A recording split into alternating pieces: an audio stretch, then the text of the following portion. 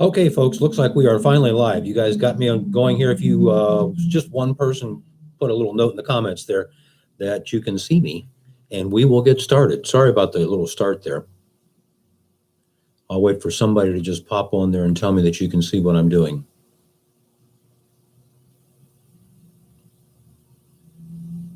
Okay, there we go. Thanks, Nicole. All right, from the start. Sorry, you guys, about the late start there. And my apologies before we even start. I still do not like sitting still and doing a class. And those of you who have ever had a class with me before realize me sitting still just isn't going to happen. So we'll see what I can do with it. At any rate, welcome to CPR recert. Just real quickly for you guys, as I sent to you in the email, you will be getting an email message from me on the school email, on my school email account. Probably this evening, latest tomorrow morning, and it will give you a link that you go to. You click on the link and it will show you how to print out your card and also forward it to Laura, or in case you've got a job that your employer needs it, you can do that as well. So all right, let's get fired up with this thing. I am looking at probably taking way longer, or way less rather, than our usual classes, which normally take about an hour and 45 minutes to 2 hours. This may only take 45, 50 minutes, depending on how it goes, guys, because of course we have no hands-on that we can do.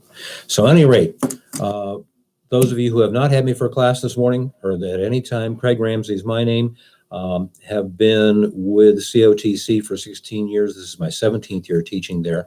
Just retired from 27 years as a paramedic supervisor. So now I just teach part-time, and I also work part-time as a writer and editor for a Montreal-based Haitian foundation called CONPE. And if you are into alternative rock or any sort of rock whatsoever, you've probably heard of the band Arcade Fire. Regine Chasson, who's the lead singer and instrumentalist for that, is my boss. She actually runs the charity. So that's what I do in my spare time. Anyway, let's get started. What I want to do is several things. First, we're going to go through a few things about what we're doing, why we're doing it, why you would do CPR on a patient in cardiac arrest, as opposed to people who think you just do it for a heart attack as well, which we know better. And then the other thing is that the aspect that I'm going to give to you with this will give you, just kind of a way to talk to your patients and patient family members about this. We all know the difference between heart attack and cardiac arrest, but our patients don't. Probably 99% of the people on the street don't. So we're going to go through this. I'm going to give you the analogies that I use when I'm talking to patient family members and to patients. And maybe this will give you an idea about how to develop your own little spiel, your own little shtick with this when you're trying to educate folks. Because as we all know, patient education is a more than huge part of the job. So we'll do that. I'm going to go through some tips and highlight some minor changes since the last time you took this course. And just some things that, like I say, just kind of highlights. Then we'll talk about some positioning, some other things that come up when we're performing CPR. We're not going to do much in the way of airway. I figure you already know how to use a bag valve mask. Then we'll talk about the differences with pediatric and infant. I've tried to put a few things right at hand here so I can kind of grab them. And then we'll go from there into the assessment. Stop for a second while I kind of reorganize for a moment at that point. And then we'll talk about, like I say, the whole assessment process. Then we'll go to the AED, little shocky thingy, and play with that for a second. And I'll hold everything up to the screen so you can see what's going on with that. And we'll run it through a sequence as well.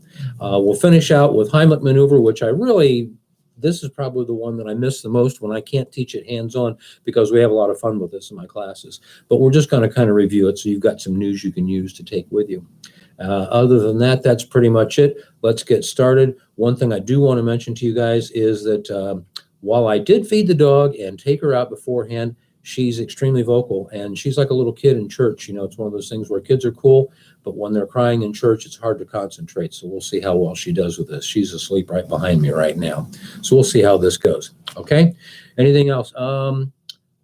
Yeah, I think that's pretty much it. You can, if you need to, put a question in the comments there, and if I see it, I'll try and answer it for you. But otherwise, sit back, have an adult beverage. You're in your own home, so if you're a tobacco user, you can light up. I don't care about that at all. And eat snacks, do whatever you need to do, but let's have a go at this. All right, first of all, as I was talking about, we want to talk about the difference when we're talking to patients and patient family members about heart attack versus cardiac arrest. Okay, as I say, we all know that this is different, but the patient doesn't. And I hear this all the time. How many people, well, they shocked this guy when he was having a heart attack, and that just is not the case, as you guys know. But let's explain to folks why this is the way it is, okay? First of all, heart attack, and I know this is elementary for you guys, but let's go with it here. Heart attack, your heart's pumping out, blood's pumping around, going out into your body, taking oxygen, where it needs to go, into all the tissues. And at some point, for whatever reason, you get a blockage in one of the heart arteries. And that's caused usually by a clot. It's also caused by an exacerbation or buildup of arterial plaque on the inside of the walls, which actually becomes part of the artery wall. And this also can be made even worse. Once you get really old like me, your arteries are not as pliable and flexible as like all of you guys are right now. So you've got the combination of all those things. Blood can't get past that blockage in the heart artery. And so a portion of the heart muscle that serves is going to die if we don't get that out of there. This is also the source of the discomfort and the pain and everything else that we talk about during a heart attack. But keep in mind, especially when you're talking to a family member here, that during a heart attack, your patient is alive, they're breathing, they're talking to you, and usually above all, they're denying that it's even going on. So that's a heart attack. Let's use an analogy, and what I use with my patients and patient family members is for them to think about it as a plumbing problem, as opposed to an electrical problem, which is a cardiac arrest. So let's use my house right here. I get running water in the sink in the kitchen and washing dishes and all that. And if for some reason something clogs up the drain in the kitchen sink, the water is not going to go down. It's not going to flow through the pipes, right? Everybody here has had somebody that you've known from time to time that isn't very good with taking care of trash and things when they're washing dishes. So they've just, fried up a bunch of bacon, and there's all that bacon grease, and they pour it down the sink instead of putting it in the trash like they should too. So over time, what's going to happen? That grease and everything else is going to build up, and you're going to have a clogged sink, okay? In effect, your heart just had a heart attack. What are we going to do if we've got a heart attack in our sink in the kitchen? We've got to get it cleaned out, right? So the first thing you do, throw some Drano down that sink. That's the same effect, or ideally is going to have the same effect as giving a couple of aspirin to your patient, as long as they're not allergic to aspirin. It's going to kind of open things up a little bit, let things flow till we can get a full clean done. However, if that doesn't work and we've still got that clog, time's of the essence. We got to get a hold of the Roto-Rooter guy, right? So we bring in the Roto-Rooter guy to the house, snake the pipes, everything's happy, water flows again. Think of the same thing happening with a heart attack. Once you get that blockage, what you're going to need is a high-paid Roto-Rooter guy, and that's your cardiothoracic surgeons or your cardiology surgeons. That's what those guys do, and I'm not knocking them in any way, shape or form, but that's what they do. $500,000 a year to snake pipes, and they do a really good job at it too. So that's what we're talking about. There's your analogy. Think pipes in the house, heart attack. Now, real quick before we go to cardiac arrest, let's talk about symptoms of heart attack, because this is really important. When you think about heart attack, what do you think about when you think about stereotype symptoms? And this is where I usually get you guys to answer these for me, but you can't. So at any rate, at this point, the stereotype symptoms, what do we got? The elephant standing on the chest, the big crushing chest pain. Face gets red. You get diaphoretic sweaty. There's a sense of doom. Breathing issues. The pain radiates into the jaw, goes down the left arm. We've all heard all of those things, and those are all stereotype symptoms of a heart attack. Doesn't mean that they don't exist, and that that's not the way it happens, but those are pretty much the stereotypes of the ultimate heart attack. Problem is, people may or may not have any or all of those symptoms.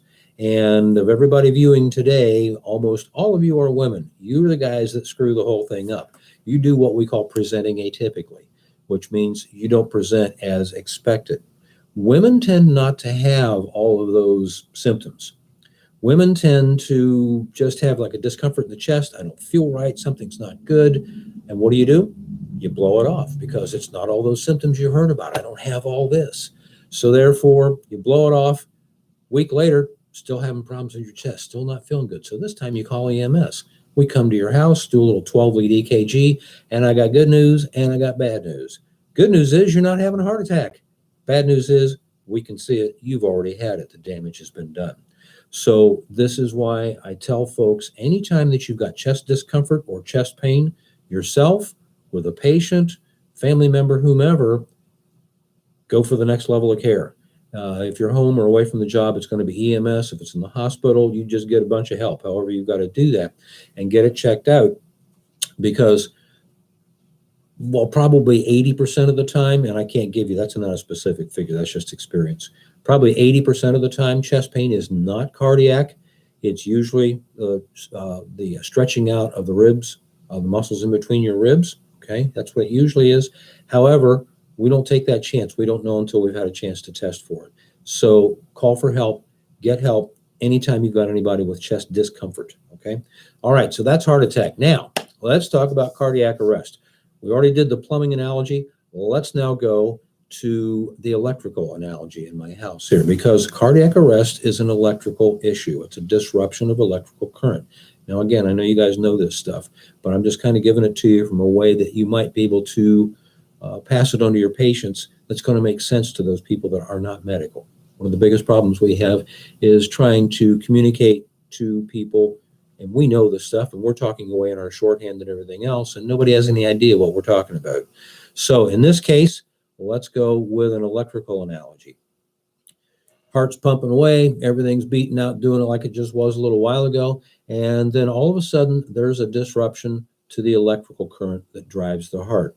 Your heart and your whole body run on electricity. Nobody on the street even knows that. You've got that little generator in your heart that generates electrical activity. Keep in mind, guys, I'm simplifying this. And it's banging away, and those little electrical impulses hit the rest of the heart, nice and regular, ideally 60 to 100 times a minute. And when that little electrical impulse hits the heart, it's like a shock. Shock hits the heart goes, ow, and contracts, squeezes out the blood. Okay, that's how your heart works. Just pumps right away. Something all of a sudden comes along and disrupts that electrical activity. It can be all kinds of things. It can be electrical shock. It can be a medical shock. It can be a serious bacterial infection. It can be a congenital situation. Whatever it is, for some reason, all of a sudden, the electricity is still there, but it's not getting to the heart like it's supposed to. So what happens is the heart now doesn't know what to do because it's not getting shocked, so it just kind of flops around in there. The blood's not getting pumped out. You are now in cardiac arrest. You're going to go unconscious and essentially stop breathing pretty quickly. There's your difference between that and a heart attack right away. Heart attack, remember, person with you denying they're having one. Cardiac arrest, boom, they're on the ground. Now, when that person goes out, it's time to take action right away. And this is where the CPR and everything else comes in. But what I want to do with the analogy is remind folks what we're doing here is that the electricity is still there. It's just not getting to where it's supposed to. It's different than what you see on TV. We'll talk about that in a second. So the electricity is like the electricity at my house here. Right behind me, there's a power pole and the little power thingy up on top of the pole. And about once a year, I get raccoons that come out, climb up the pole, and one of them gets into that little box and gets fried. Poor little guy is dead, drops to the ground, and I have no electricity in the house. The electricity is still at the pole. It just isn't getting into my house. I have a well and a well pump in my house, so if I want water, unless I'm going to drive down to the grocery store and buy a bunch of gallons of water, I need to have that well pump working. Without electricity, I don't have it. So what have I got to do? I've got no water, and I need to get water. So I can go out to my well pump, and I've got a little cheater on there, just like you see in the old Westerns, the pump that goes up and down, the well pump. That's what I've got to do if I want to get water until my electricity is restored. And guess what, guys? That's exactly what compressions are. You're just becoming a manual pump until we can get the power restored and the electricity back, okay? But keep in mind, and I made this point a moment ago, the power's still there. It's just not getting through to where it needs to be. And the problem we have with this, with general patients and patient family members, is everybody only knows what they see on TV. You're watching that medical show or the scene in a film, and the guy's in the room, and he's got the mask on, and he's got the IVs in both arms, and he's laying there, and he's got the heart monitor going, and the little heart monitor is going behind him, right? Beep, beep, beep. Okay, just going into the big commercial break before the bottom of the hour. You know something's got to happen right now. What happens to the guy just before that commercial break? Right? down he goes. So what happens? Everybody starts running around all over the place. Sorry, the dog just got excited. So everybody's running around all over the place. What happened to that heart monitor behind the guy that was going right along? You see this, don't you? Me. People don't die that way. We don't go from healthy to asystole or flatline, as they call it, immediately. You go into a dysrhythmia. Most commonly, as you guys already know, is ventricular fibrillation, occasionally VTAC. You see something like that, but there's still activity, okay? But if we showed that on the monitor in the background, and we don't show this, folks at home have no idea what's going on. This is what screws them up when it comes into trying to figure out what's happening with there we go, VTAC, VFib. Thanks, Bethany. Exactly, that's exactly what it is. So at any rate, we got Bob and Martha in Utica, Ohio, sitting there watching TV. I hope there's nobody here from Utica. I ran EMS for Utica for years, so I can laugh with them. But we've got Bob and Martha sitting watching that show, right? And the guy crashes, goes into it, and we see flatline, right? We see asystole. Bob's cool. Bob knows what's going on. That boy's dead. Better start doing CRP on that old boy, because he sees this, even though we know that's not what's going to happen. If he saw VFib or VTAC going along, Bob doesn't get it. It's still going up and down. What's wrong with them people? I wouldn't take my dog to that hospital, right? So there you go. So that's the kind of misconceptions we deal with all the time when we're doing this. And so that's why it's easy to explain to somebody. Think of it as power in their house. Power's out. It's not gone. It just needs to be restored to where it needs to go. So that's what we're talking about when we talk about cardiac arrest. Cardiac arrest, again, the person is going to be out unconscious. They are going to essentially have no discernible heartbeat that we're going to try and find on them. And by and large, not going to be breathing either. So that's the two things that you're looking for with somebody that's out at that point. So that's generally my little spiel with that. Let's talk about a couple of things really quickly. Some tips for you, a few things about doing compressions and about CPR in general, some of which have changed a little bit, and some let's just kind of go with maybe kind of talking a little bit further about them than we usually do.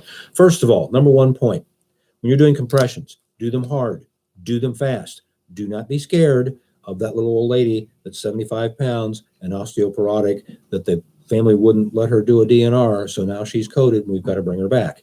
And the papers and everything that you see are filled with all breaking bones and breaking ribs and CPR, and oh, it's terrible, it crunches ribs and all. It doesn't. Good CPR, contrary to what you hear from far too many people that should know better, does not break ribs.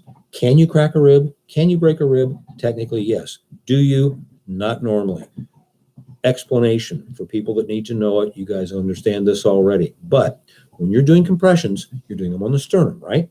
Ribs and sternum in this area right in here are largely cartilage and held together with cartilage. When you're doing good compressions, that crunchy, grindy sensation that you feel, that's cartilage and ribs giving and bending. And occasionally we will pop one, separate rib from where it's held in place, and we're certainly going to bruise the sternum. There's going to be visible bruising. But that's the sensation you're feeling, not a fracture. I know that for sure in probably about 1,600 codes I worked over the years, and I followed them really closely because I wanted to be able to track what I was doing, to be able to pass on to you guys what I was doing. That I know of less than a handful in all that time of patients where I actually cracked a rib. So it doesn't happen, so don't be afraid. Just do it. Bang that chest, okay? What's the tempo? It's technically still 100 beats a minute. Heart Association is now saying 100 to 120. Reasoning for that is people weren't getting quite to 100, so it's like, let's put it to 120. Maybe they'll get to 100. So 100 to 120 is what you're going for with your beat. That's about like that. I know you know what's coming, don't you guys? Staying alive. Dog is not appreciating this at all. Another couple songs that you will know about or you know of, and one of which is one that I don't pass along publicly, but as long as we're all family here, right? And you guys are going to spend some ER time, and you will hear this one in the ER as well, because it's also the right connect. It's also the right beat. And that's Another one bites the dust which is not very nice, but it's true. So you will hear that one as well. And for you new moms out there, I'm going to put an earworm in your ear, and it's going to drive you nuts for the rest of the night, because somebody just did this to me in a class a few weeks ago, and now you're going to get it too. And that's baby shark, do do do do do do, baby shark. So at any rate, now you're stuck with that one. But at any rate, that's it. 100 to 120 beats a minute, what we're talking about. The ratio, compressions to breaths or compressions to ventilation, is still 30 to 2. 30 compressions, 2 breaths. 30 compressions, 2 breaths. This goes on ad infinitum until we either get the patient back or we get an advanced airway in. That advanced airway, when we tube them, okay? The reason we separate compressions and breaths is because if you do them at the same time, the air is going to get forced into the stomach. And you know where that's going. It's coming right back up, and whatever Domino's had on special yesterday, that's what's coming right back up at you. So 30 and 2, 30 and 2, we keep them separate. Now, once we get the tube down and it goes to the carina, or the carina, depending on how you like to pronounce that, once it goes to the carina, now the air can only go into the lungs. It can't go in the stomach. So once we get that advanced airway in, then we can just compress away, and whoever's running the bag valve mask, about every 5 or 6 seconds, give it a nice easy squeeze, just enough to get the chest to rise, okay? So that's it, 30 to 2, 30 to 2, 30 to 2, until you get an advanced airway in. If for some reason you don't have any sort of a barrier device, you don't have a pocket mask, you don't have a bag valve mask, you don't have one of the little doodads on the keychain that you can unwrap and put over the patient's face, just do compressions. You've probably heard from your friends, well, you know, I took that CPR. I don't know why I'm doing redneck voices today. It must be the neighborhood. I took that CPR course, and they how come they didn't teach us how to do breaths? Well, we don't teach breaths anymore to the general public. We just teach compressions. Now, the same goes for you. If you can't either get an airway, it's too much of a mess, or you don't have a barrier device, just go with compressions. It's about 90% as effective. Okay? Now, depth on compressions, you want to go over 2 inches. Sounds like a lot. It is. Deep, good compressions. This is where I wish we had the mannequins we could play. And by the way, come autumn semester, you see me on campus, grab me. We'll go get a mannequin, and you can try it out anytime you want, where I'm always available to play with that stuff. The other level that we would use on this is, other than 2 inches, is if we've got a pediatric patient. Pediatric arrests are rare, but if you get one, 1/3 of the depth of the chest. Same thing with infant CPR, okay? So that's that part. Now, just real quick, let's talk pediatric before we go to the next couple of things here. With pediatric, again, extremely rare that you run into a pediatric arrest. If you do, it's usually a respiratory issue that caused it, and survival rate is about this. I think I brought back 6 in 27 years. Not that I worked that many either, but it's very, very uncommon. So keep that in your head. You're fighting a losing battle, but you're going to do your best anyway, because it's really cool when they do come back. So at any rate, with a pediatric arrest or an infant arrest, back off a little bit. We don't need to hit them quite as hard. We still just want to get that blood pumping. Same thing with the breath, or any way we're doing it. We're just looking for chest rise, but we've got a smaller body of work. If you've got a very small child, we're talking about in the 8-year-old range up to about beginning of puberty, and very small, you can go to a 1-hand compression. Okay, so that's that. Okay, second thing we want to deal with is, and second little point here, is allow full chest recoil. Sounds obvious, big duh. You push down, you got to let off, right? There's a real tendency, if you're really tired at the end of a 12, and you guys, you know what I'm talking about here, that work that 7P to 7A, you're in the ER, this is your 3rd coat of the night, and you're dying. So you tend to lean a little bit on the mannequin, on the person. So remember, if you push down, you got to let up. You squeeze that hard. If you want that blood to get back in there to pump out again, you got to let go. That's all there is about the second one. Third point, no interruptions. No matter what you do, figure out a way to keep it going, guys. This is the one place that we can fine tune and get even better at with doing CPR, is right here.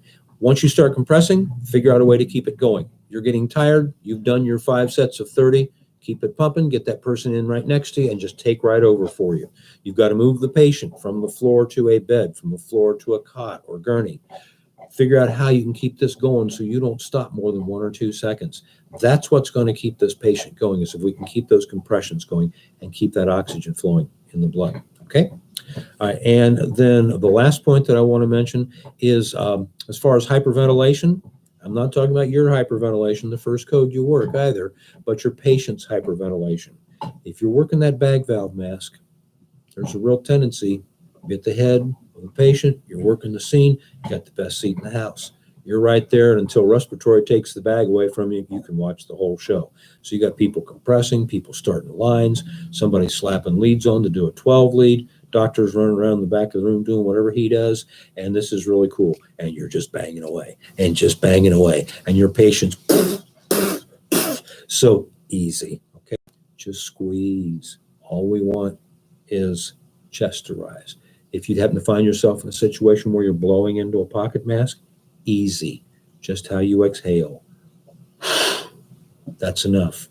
Just get the chest rise. That's all we're looking for, okay? And same thing with children as well. Now, real quickly, with infants, space baby. All right, space baby here. If we have an infant arrest, and I'm not making fun of infant arrest, guys. With the infant arrest, pretty much everything else is the same as what we're talking about. But remember the last time you took CPR, and we talked about doing compressions, 2 fingers, center of chest. That's still good. But what used to be the, pardon me, what used to be the backup method, you can see this. There we go. The 2 thumbs encircling, where you're squeezing the mannequin, and hopefully the head's not banging around like that. Squeezing the mannequin this way, you can actually get better control. I have used this 3 times, and believe it or not, one time I was actually successful, and 1 out of 3 is really good in infant arrests. So at any rate, this is actually the preferred method. If you forget in an infant arrest, chances are you'll never work one unless you're at Children's Hospital. This is still fine, but this actually is the preferred method now. Okay, so that's that stuff. Now, just real quickly, pardon me, coffee time.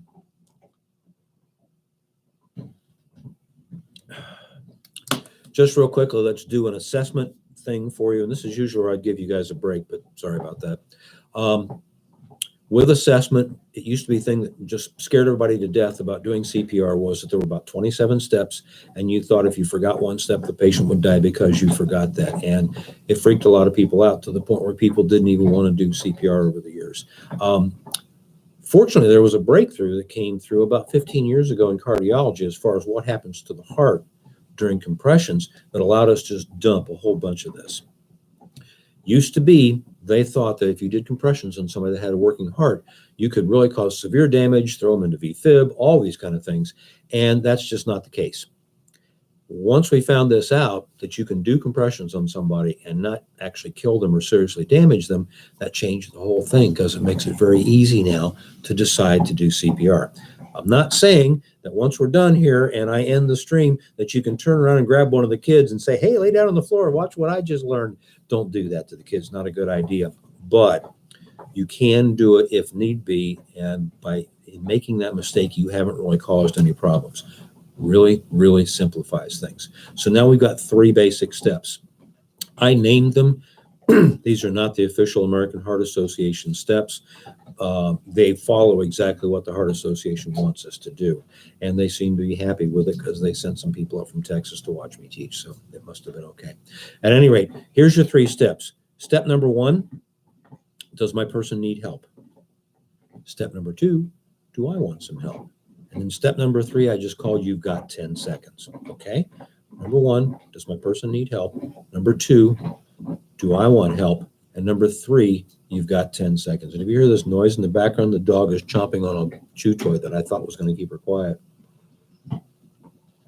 Any rate, back to it. So walk down the street, person falls down in front of you, down they go. Okay, you don't just run up and start doing CPR on the guy, right? We've got to find out, is this guy unresponsive, pulseless and apneic, and in need of chest pumping? Okay, so first things like it's always been, you walk up to the person, you've got to make physical contact and talk to them. Hey, buddy, you okay? This feels so weird doing this without a mannequin.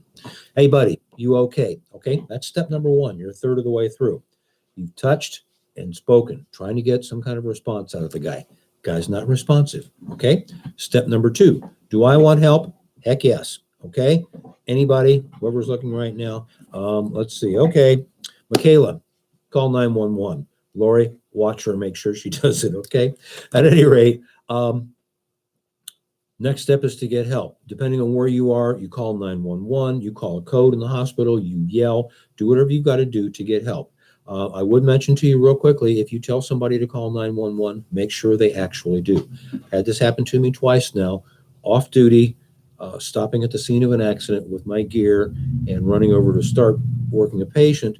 And there we go, somebody just wrote it. Check call, there we go. Okay, thanks, Michaela. At any rate, over the patient, start to work the guy, look up, there's bystanders. Hey, call 911, will you? Hand me the phone and I'll talk to him when you get him on the line. And I go back to working the guy and I turn around and there's the lady with her phone pointed at me, doing a little selfie action. She's filming. She hadn't even called. This is the curse of the era in which we live, you guys. Everybody wants to be a star on YouTube or wherever. So make sure the person's actually contacting somebody, okay? So again, step 1, hey, buddy, you okay? He's not. Step 2, somebody call 911 and make sure they do. Step 3 is what I call you've got 10 seconds. This is where you've only got to really do actually anything right now, okay? In 10 seconds, you've got this person lying on their back in front of you. Okay, what you want to do, quick carotid pulse check. Now, I'm not even talking about a count, just a check. Is it there or is it not? Over 10 seconds, if you get 2 or 3 beats, that's not enough to sustain life. If you get no beats, now we know we got some problems here. If you feel just an incredibly thready, weak pulse, you don't like what you feel basically, good enough. The other part of this while you're doing this is for 10 seconds, you're kind of scanning your patient. You're looking for signs, good or bad. Good signs, think about it. What's a good sign that I don't need to do CPR chest compressions on this guy? Good sign, guy's looking at me. Good sign, chest is moving. Good sign, his eyes are open and they're blinking. Good sign, he's having a seizure. That's a good sign. Guy's having a seizure, he's alive. I got drugs and toys I can use to deal with a seizure.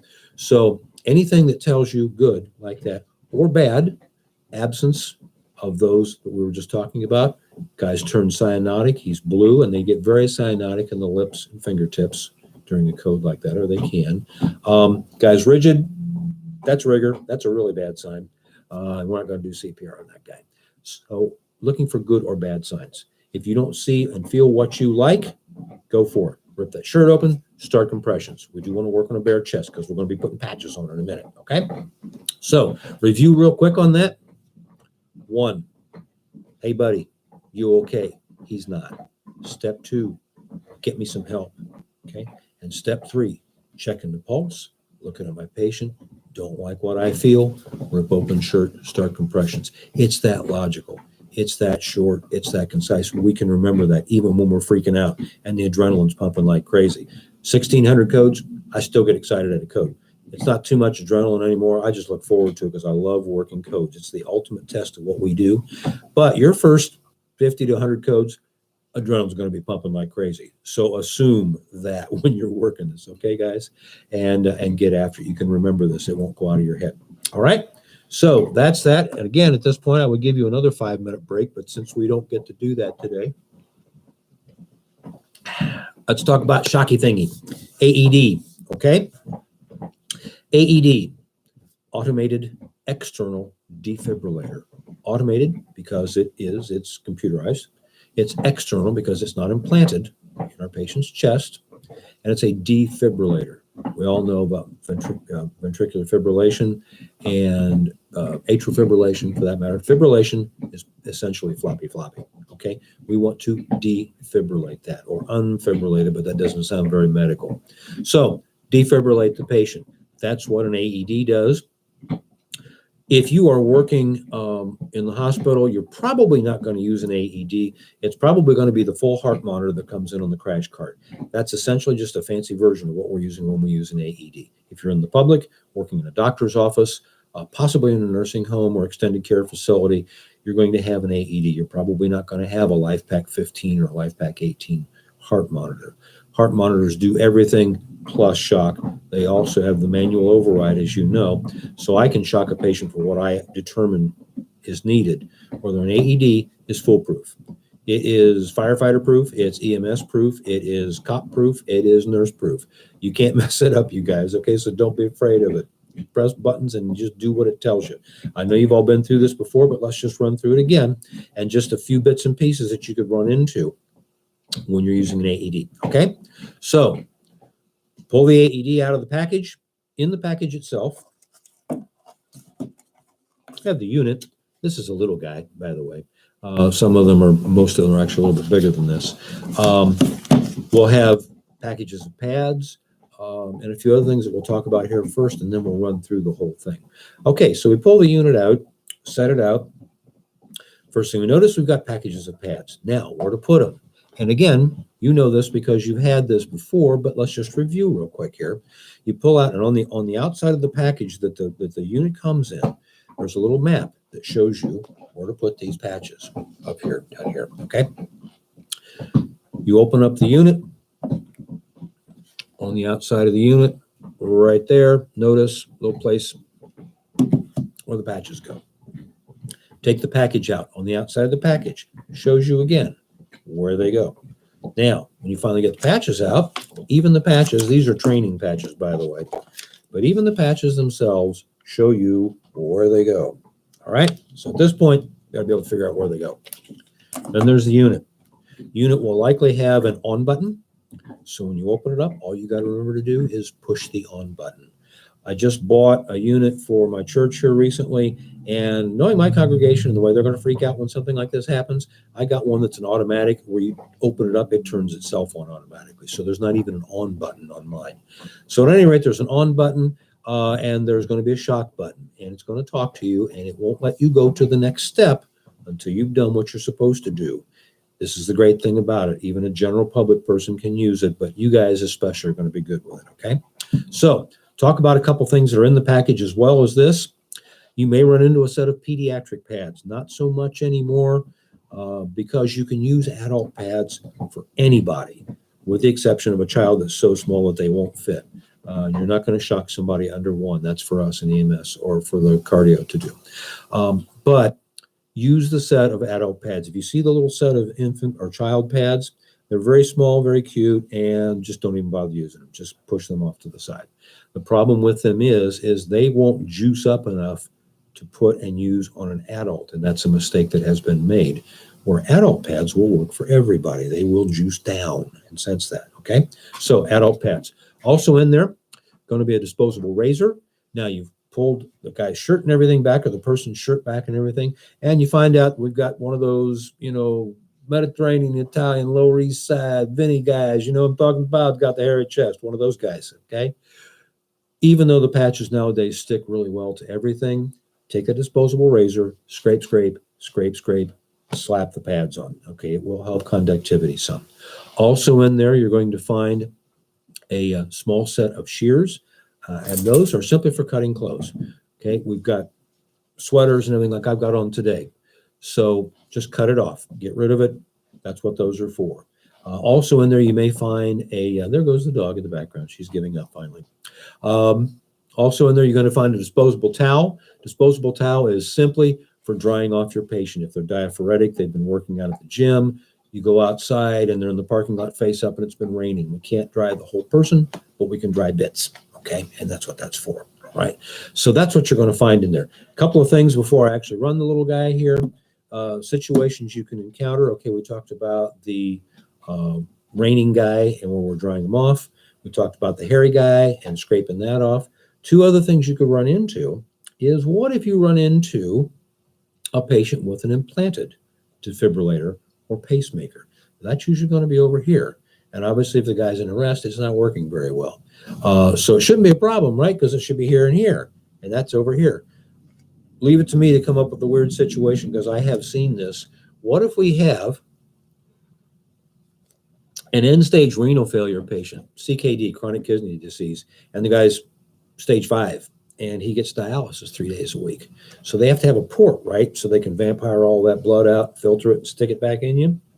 And that's going to be somewhere on the body. And as they kind of wear those out, they finally end up with no spot left. So they put it here. Now the guy needs pacemaker or a defibrillator implanted So they put it over here. So you rip this guy's shirt and clothes off. Boom. What do? I've got a little bump right here. What should I do? Just don't put the patch right over the top of it. Put it as close as you can, but just not right over the top. You're not going to fry anybody or cook the house or whatever, but it's going to kind of deflect the shock a little bit coming across here. And we don't want that. It's like I say, it's not going to kill the guy because he's technically already dead anyway, but it's going to deflect some of that shock. So close as you can with that. Other problem you could run into, and this is why we always wear protective equipment no matter what, keep in the habit, guys, is you rip all this stuff off. And what do we got here? Medication patch. We don't know what that is. Now, usually that's not going to be a huge deal. It could be non-smoking patch, could be birth control patch. Two kinds of patches, it could be a serious problem. One is nitroglycerin patch, nitro patch, okay? We tend to use paste more often, but that could be a time-release nitro patch. You got that on there, and you grab that with your fingers, because this is a guy that has angina or some kind of ongoing chest pain, releases nitro into his system. You grab that off with bare fingers to get it out of the way, to put the patch on. It goes through your fingers. It's going to drop your blood pressure about 50 points in a couple of minutes, and you're going to have what, well, there's no medical term for it. It's the nitro headache from hell. I don't have migraines, but I am told by people who do, it's like an instant onset migraine headache. So, because that's what nitro does.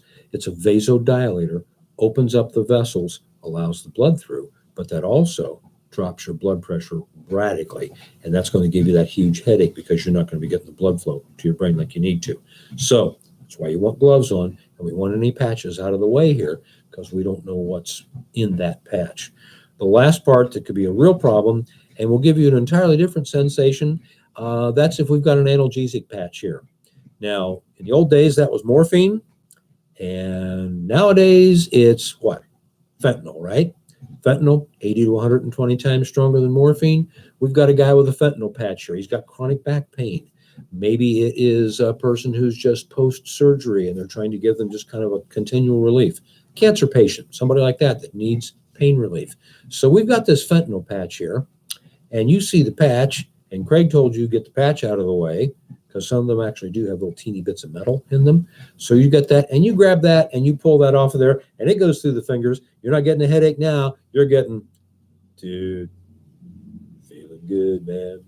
It's all right, cool, because you're high, okay? I don't care what you do on your off time. I don't care what you're doing right now because you're not on paid time. But it's not a good idea to do this when you're working, all right, guys? Because you get that, it's going to go through your system. You're going to be very high. You're going to be totally useless to all of us, okay? You're going to probably need an Narcan shot, too. So at any rate, be careful, wear stuff, okay? So let's run through this real quickly, how this guy works. Remember, like I said, it will not allow you to do anything until, or it won't let you go to the next step until you do what you're supposed to do. So there's our little on button. Here's the shocky button right here.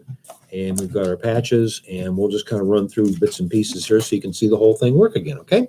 So you take it out, you've got your guy lying there, somebody's keeping going, doing compressions, you hit the on button. Craig, hit the on button. There we go. Apply pads to patient's bare chest. Plug in pads connector next to flashing light. Okay, so got this down. Peel and stick on the patches. We won't bother doing that today. Pads. But notice, as I'm putting this on here, it keeps talking to me until I do what it wants me to do. So I put the patches on. Take the little plug. Pads. See what's plugging in. It can only go in one way. And once you put that in there, analyzing heart rhythm. we keep pumping. It's analyzing now. Do not touch the patient. We don't want to touch because it wants to analyze the patient's rhythm, see if it's a shockable rhythm. Shock advised. The real one now is going to shriek a little bit. Notice I can hit the shock button. Nothing's happening. Okay. Stay clear of patient. Now, get dramatic.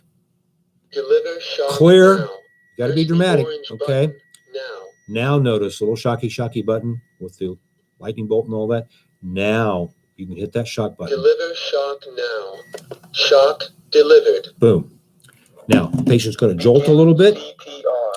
Unless they open their eyes and look at you and throw up, which is what they usually do at this point, go right back to doing compressions.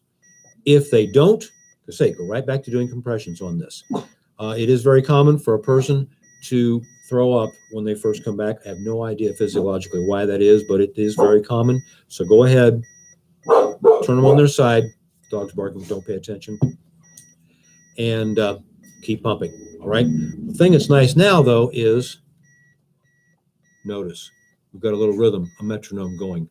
That's giving you your rhythm to going back to doing compressions. Staying alive, staying alive. Ah, ah, ah. Another one bites the dust. There you go, okay? That's going to go for 2 minutes. Let's turn that off. That's going to go for 2 minutes. At the end of 2 minutes, it's going to repeat the cycle again. So you just keep on going until next level of care gets there. That's really it. That's all that's going to happen with this. So press button, follow directions. You can't miss with it, okay?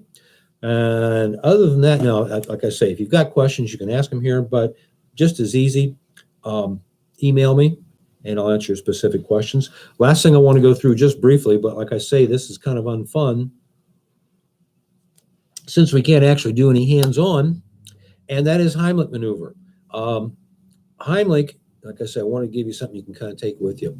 Everybody knows about the Heimlich. Very few people know how to actually do the Heimlich correctly.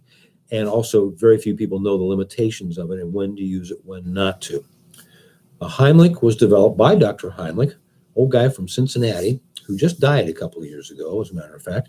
And Dr. Heimlich developed this. And the whole concept is, it's like having a 2-liter plastic Coke bottle and you stick a cork in the top, okay?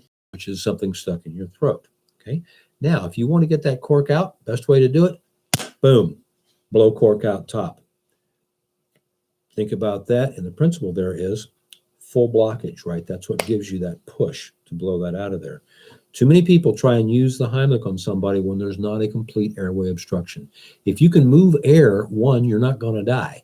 And number two, Heimlich's not going to work if you can move air because there's no way to blow it out of there, okay? So a person who is choking but can move air, I'm choking, help me right now. Okay, that guy, no problem. Stay with that person. Encourage them to cough. I would not encourage slapping them on the back like the Red Cross does, because that is going to just as likely make you go as and make it fall down, go down even further. Okay, so you got full blockage. Stay with them, or if they don't have a full blockage, stay with them. And if it appears to be a serious problem, stay with them. You can even call for help or take them to help. Okay. However, if you've got a person with a full blockage, they can't breathe. They're going to be panicking fairly quickly, and you need to act quite quickly as well. So, Heimlich, as I say, the way it works is you can run behind the person, do talk to them, tell them what you're going to do, because remember, we're medical people. We technically get permission to treat, though I've never had anybody tell me not. Get behind them. You want to go just above the belly button, just below the xiphoid process, the little hanging down bone thingy there. Thumb side in, either hand, whichever way you want to go. Thumb side in, and then just put the other hand over the top, okay? And again, just superior to the umbilicus, just inferior to the xiphoid process, right in the center of the stomach, and pull in and up as hard as you can. And if you kind of do this on yourself, don't do this really hard, by the way, guys. If you do this on yourself a little bit, you can kind of feel that coming. That's what we want. We want to blow that out. Smaller person, even, we're almost basically picking them up off the ground. So you do that, you keep going until one of two things happens. Either the little piece of bratwurst blows or they go unconscious.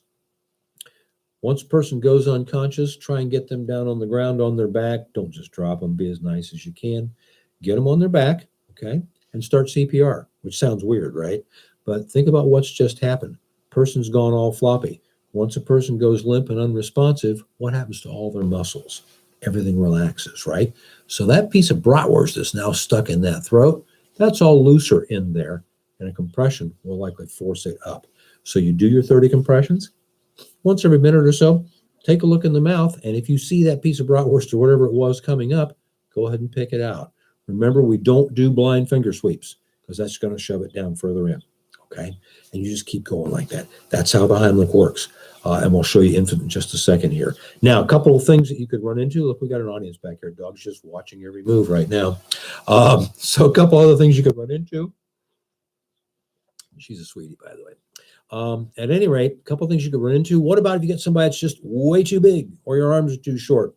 You can't get your arms around that person down here. Go over the top of the shoulders, and do a chest compression. This is where you really need a person to show this. Okay, do a chest compression.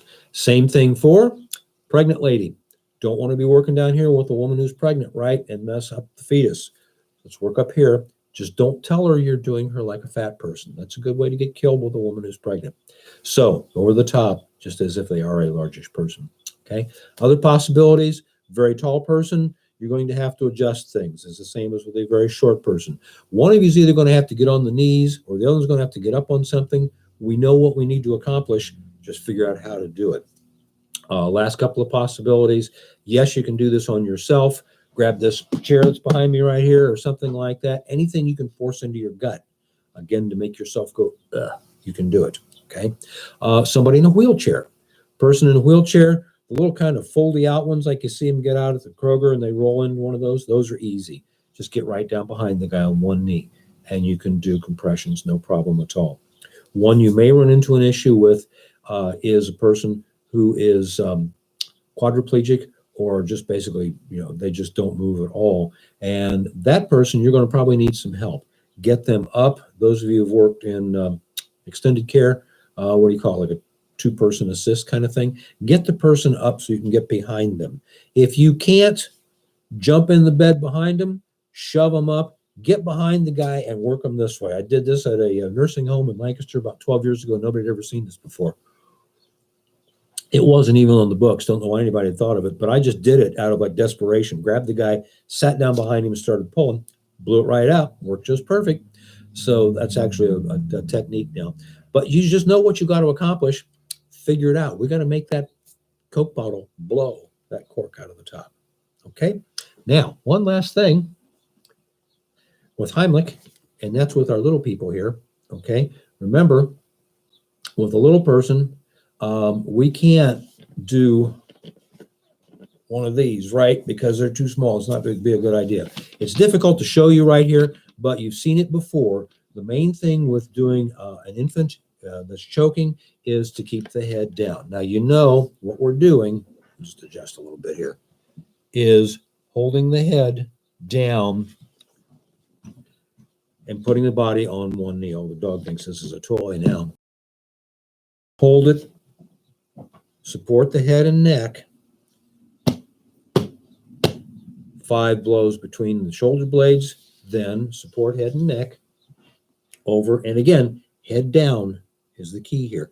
Head's got to be lower than the body. And then 5 chest compressions. Back and forth until it comes out. Used it a few times, works every time. But again, the key, it will not work if the body and head are level or the head's above. The head's got to be below. Women get this better than guys. I think we've got one guy and me. We're the ones that don't get this. Women get this naturally. And that's essentially it. Okay, guys. It didn't go an hour and 45 minutes or 2 hours. Thank goodness for you. But there it is. My apologies again that we weren't able to do all the hands-on, but I'll be available as soon as campus opens back up. Anytime you've got any questions, just ask me. Now, again, review real quick. What we're going to do is once we get off here, I'm going to take the list. It's going to be your school email addresses. And what you want to watch for is either late tonight or tomorrow morning, better than the stimulus check. You know you're going to get this from me. At any rate, sometime late tonight or tomorrow morning, you will get an email from me. You open that up, there's going to be a link. You click on the link, and it's an e-card. We don't do paper cards anymore, unfortunately. But this e-card will allow you to print it off. And again, also, as I say, if you've got Laura's email address, you can just forward it to her so she's got it, and you can go on with clinicals when they start back up again and all that. Or if you're already working someplace and they require that CPR card, boom, there it goes. Briefly, when you do research from now on, do American Heart Association. I don't do this. I'm not telling you this because I make money off of this. I don't. But American Heart is the guys that do all the research. They're the ones that set all the standards, and everybody accepts that card. There's going to be folks that have taken Red Cross, perfectly good CPR, but everybody accepts Heart Association because it is the gold standard. So just stick with Heart Association. Comes up 2 years down the road, ideally your place of employment will have a recert for you. If not, come on back. We do them once a month, Wednesday nights, just like this, except we do them at school. Graduate students, anybody, if you're already practicing, come on back if you feel like it. Just get a hold of Stacy or Laura and they'll tell you when the next one is. I have a couple of physicians that renew with me that were actually once COTC students, just like you guys. Respiratory therapists, nurses, paramedics, they come back, and it's kind of a fun when they do because they come back and they tell a few horror stories while we're doing the class. So there you have it. I kept my stories to a minimum. You're good. Thank you guys so much. And you all paid such good attention. Yeah, right. I have no idea. But you all paid such good attention. I'm not giving you any sort of quiz. You all passed. Have a great night. Take care, guys. Keep in touch.